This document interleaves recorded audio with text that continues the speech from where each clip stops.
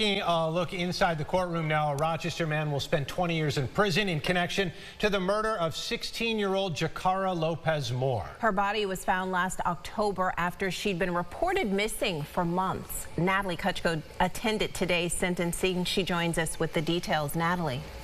Yes, 28-year-old Rain Tapiato previously pleaded guilty to his manslaughter charge in September to shooting and killing the Rochester teen. As mentioned, this was last year. Police say the two did know each other and that this was not a random act of violence. However, a motive still remains unclear after today.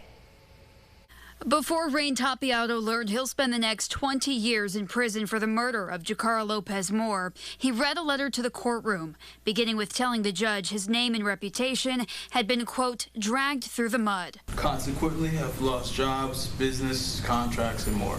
I found them a bit confusing. I'm disappointed he didn't seem to show any remorse or really mention Jakara at all. The teen was reported missing on August 27, 2023. Her body was found months later in a wooded area off Vanguard Parkway near the Erie Canal. Police believe she was shot dead in the head the night she went missing. They were known to each other and they were in communication in the months leading up to the homicide.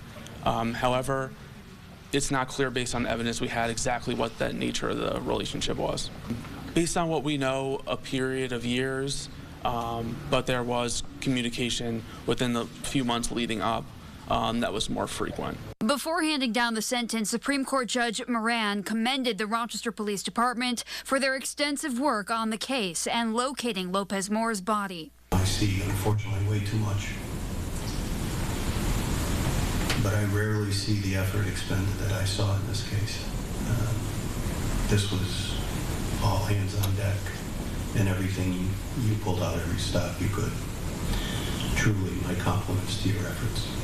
Prosecutors add while nothing can bring her back or reverse the course of this loss on her family, friends, and the community, they are hopeful some justice in accordance with the law was achieved.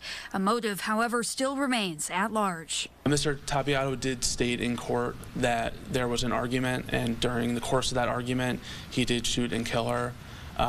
Again, based on the evidence that we had, how I anticipate that to come out on trial, I think the motive remained largely unclear.